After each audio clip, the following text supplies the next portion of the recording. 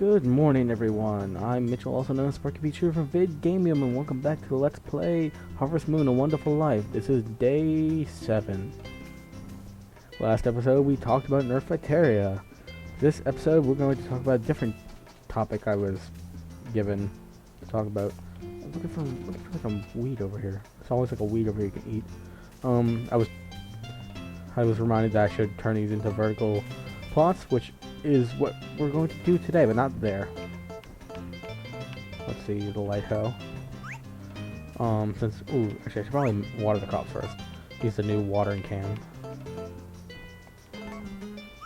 What's the difference? Oh, it just waters more. Yeah, today's topic to talk about was referred to me by the person the chicken's named after, Alistair. He told me to talk about astronomy, which is something actually I'm kind of knowledgeable about. When I was younger, I used to be a real astronomy nut. But I don't really know what direction to go with the discussion about astronomy. I could start at the very beginning. Well, we could start at the sun. The sun, which is a gigantic ball of hydrogen and, well, yeah, just hydrogen. Well, not just hydrogen, helium, oxygen, many different other heavier elements, but mostly hydrogen and helium. The sun basically works as all the hydrogen is like, it's a lot of hydrogen, and it's also very compressed. And there's this thing called nuclear fusion, which is basically when two atoms smash into each other. Well, I guess don't really smash into each other. They kind of just, two atoms become one atom. Two helium atoms becomes one hydrogen atom.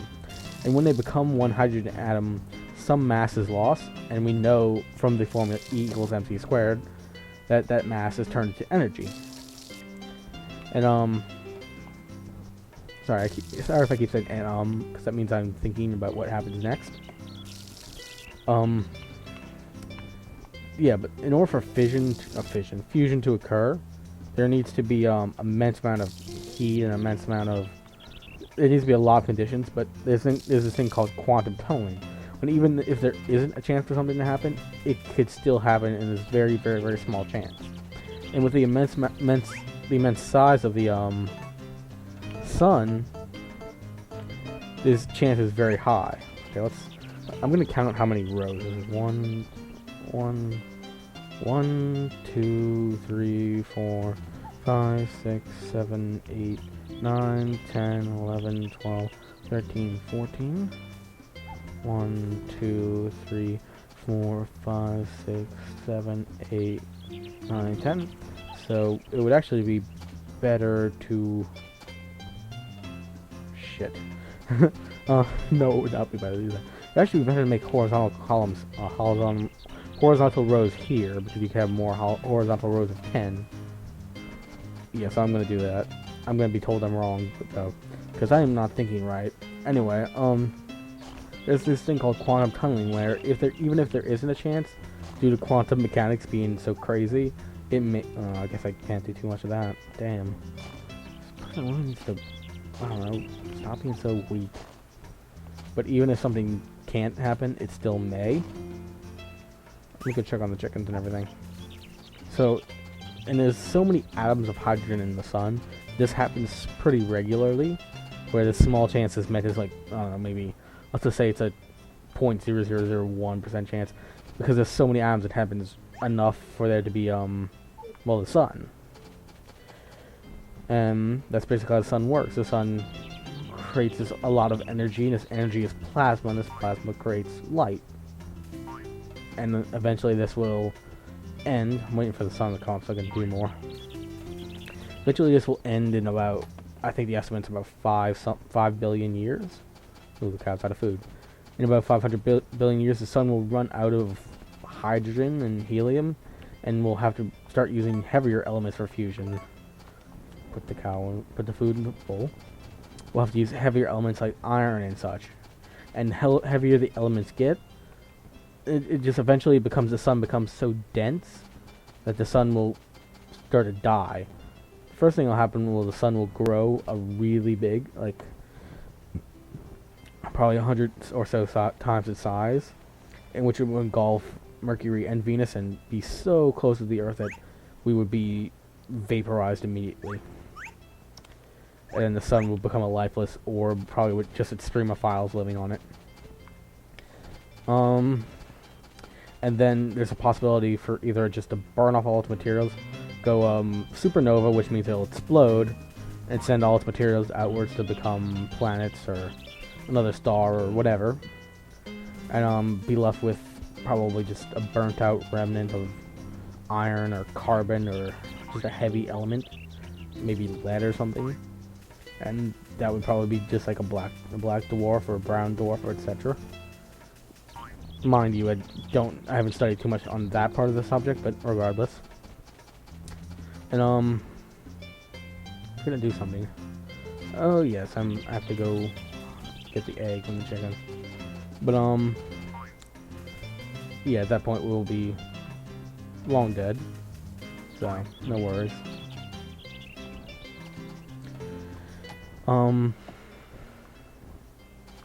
Chicken. No egg. Did I already get the egg? I did not. Odd. No egg. Oh, well, I'll check back later. But yeah, and the sun is about 8 light minutes away, which basically means, with the speed of light, 300 million kilometers a second, it takes it about 8 minutes or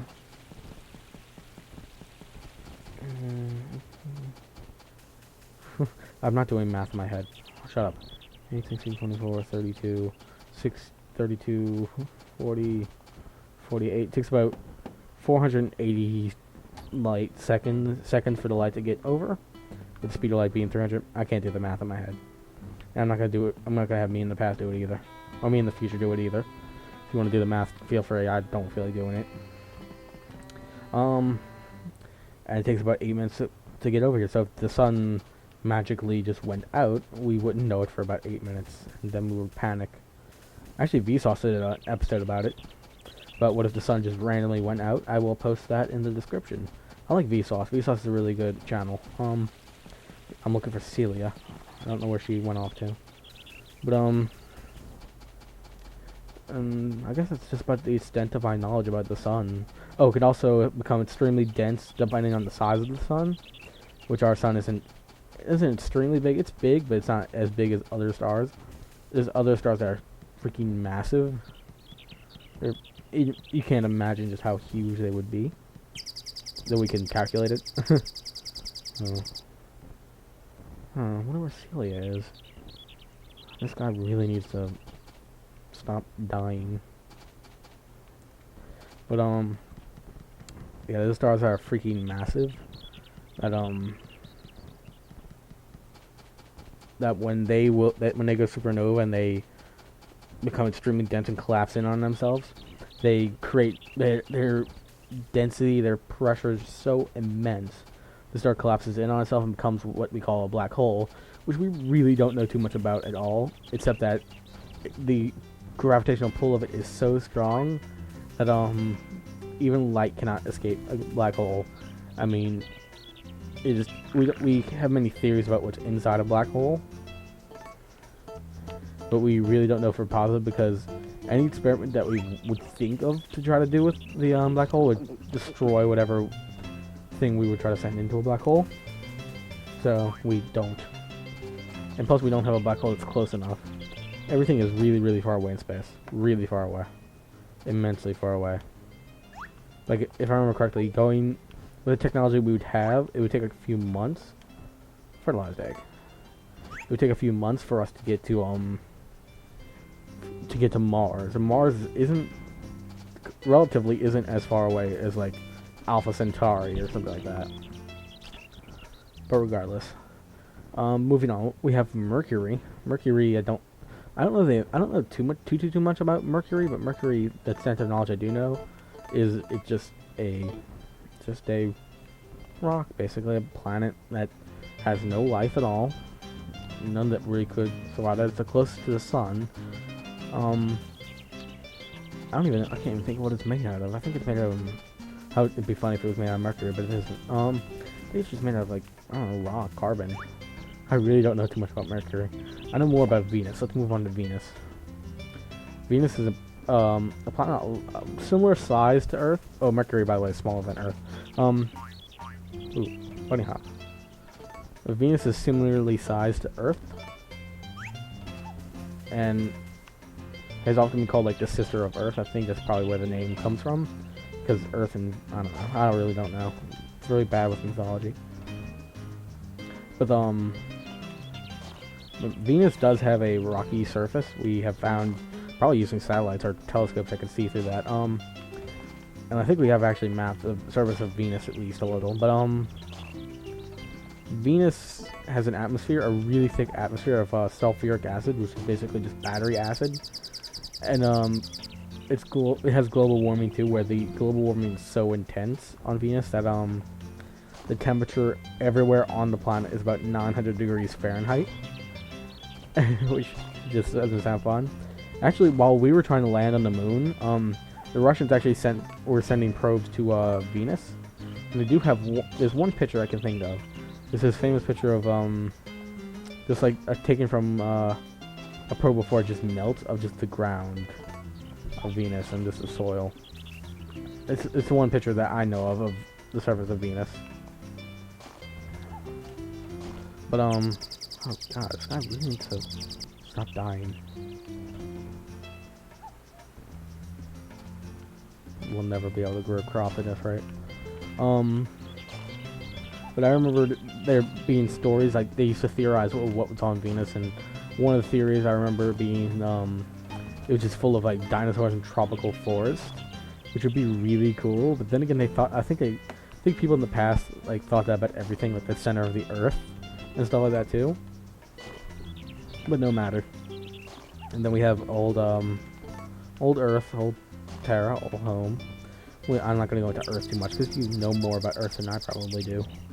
Let's go for Luna, or the moon.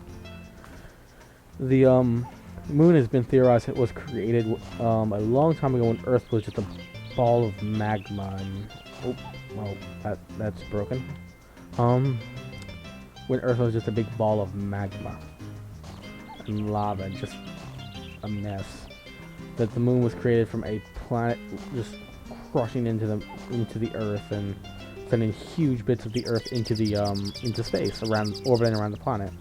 Eventually, just like how the planets were created in our own solar system, the pieces started to clump together and become bigger and bigger and bigger until we have what we now have today as the moon.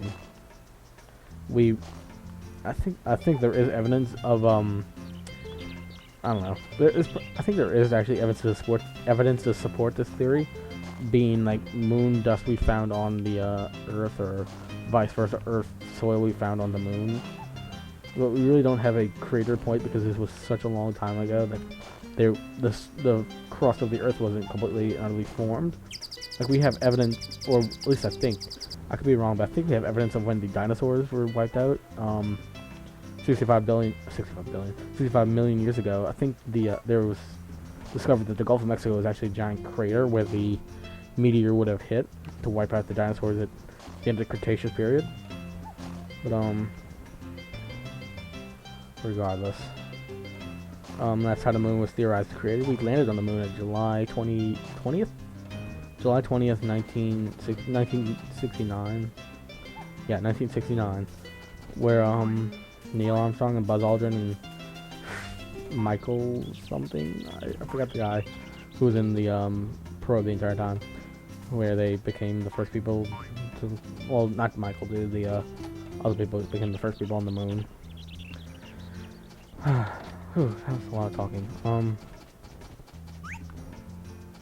And well, yeah, that's basically the extent of knowledge we have about the moon. It's made out of carbon, oddly enough.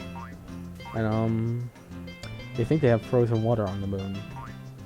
And the moon, the way the moon rotates, and the way the moon rotates, and the way the moon orbits the Earth, we actually are always seeing the front side of the moon, the face of the moon, if you will. We were always seeing that. We were never seeing the other side of the moon.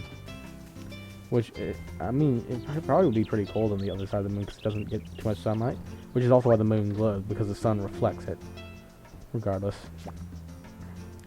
We can move on to Mars. Mars is the most famous planet in the entire solar system besides... Oh, this camera's freaking pissing me off.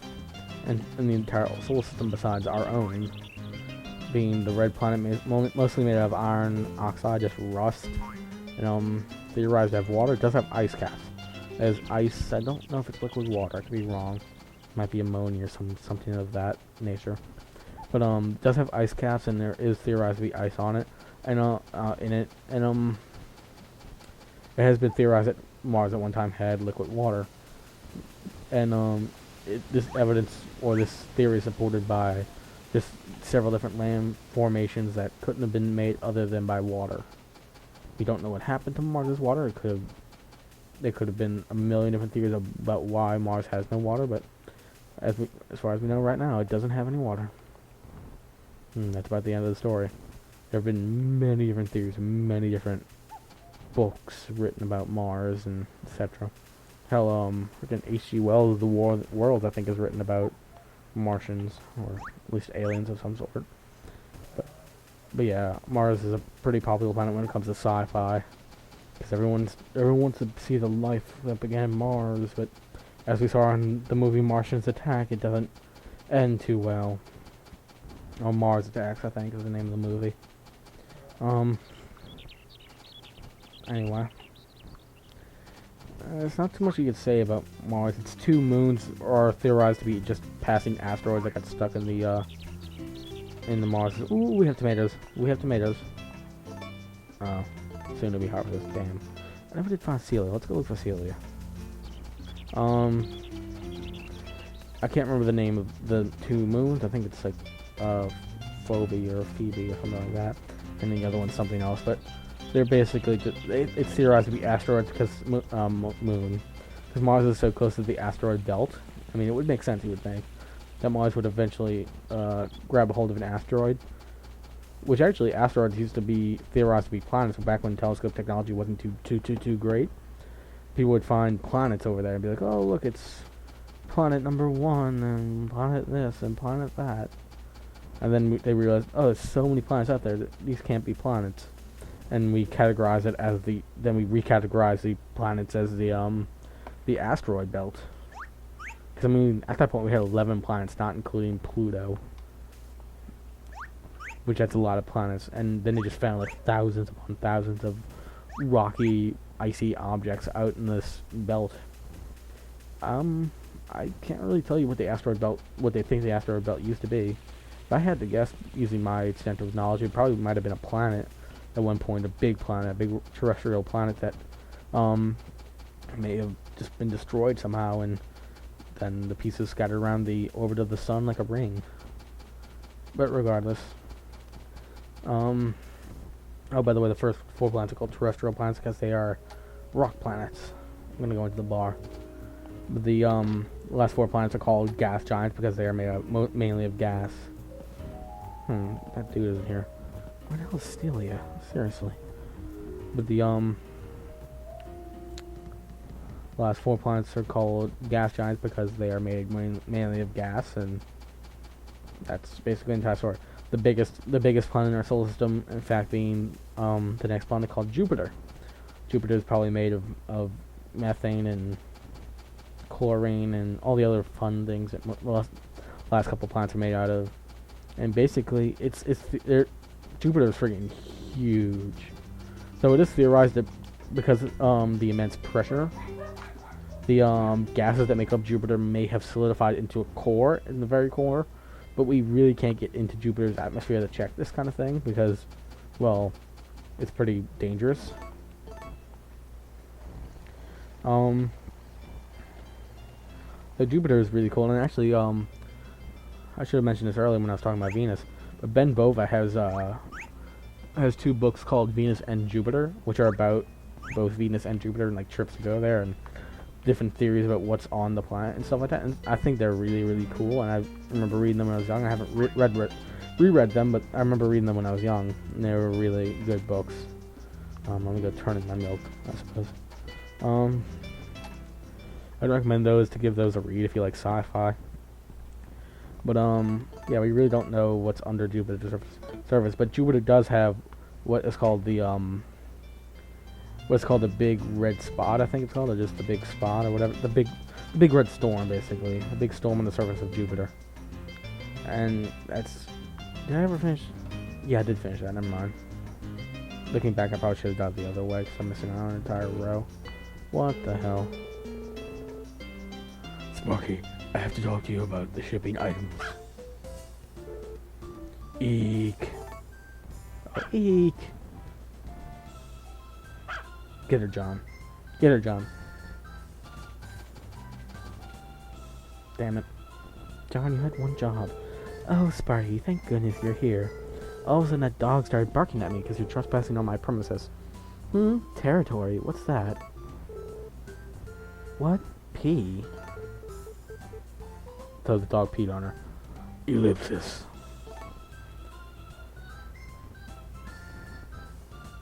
And he walks away. Sorry, did I interrupt you guys? You seem angry or something. He's always that way. Don't worry. That's a relief. Are you hurt? I'm fine, I'm fine. I actually love animals. I like farms too. I'm going now, but will you show me around next time? Really? Great. Yeah, the game really just comes down to these random events when it's like this. Until the next chapter or so. Bye now.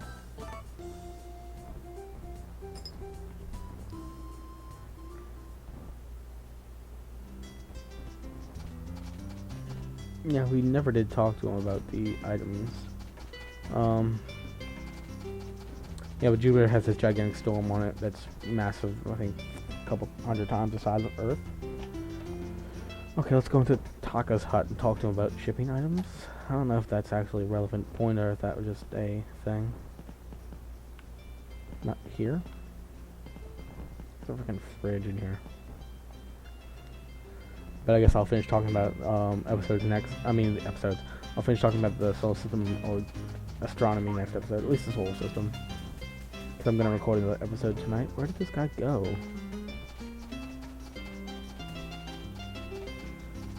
Don't ask me what the point of the cutscene was. Where did this dude go? Seriously. He walked this way. Did he just come in here? Oh, in here? Seriously, where did this dude go? Oh, cow. Hi, cow. Where did he go? Seriously. This is actually... Oh, we're getting tired of jumping. That dude's such a wimp. Seriously. I guess he disappeared into oblivion. Oh well. It's a good game to disappear into, if anything. Sorry, that joke had to be made. Let's watch the news, I suppose. Howdy, the weather will be nice today. Talk about seeds. Same thing. Today's horoscope. A normal day. Eat right to bring up your energy. The item of the day is wild grass. Nikki's love. Drama. Episode 1. Yeah, we already heard it. I hope you found that topic of solar systems interesting. I mean, I'm not an astronomer of any sort. I just know a good bit about astronomy. And even that, I don't know anywhere near some people who actually study this stuff know. This is just knowledge I have in my brain, which is probably all wrong, but I think it's just sharing knowledge because I was asked to. And then we got up to Jupiter, so I'll remember to start with Jupiter next episode. We end here. I've been Mitchell, also known as Sparky from Vidgamium. I hope you have a nice day, and I'll see you next episode. Bye.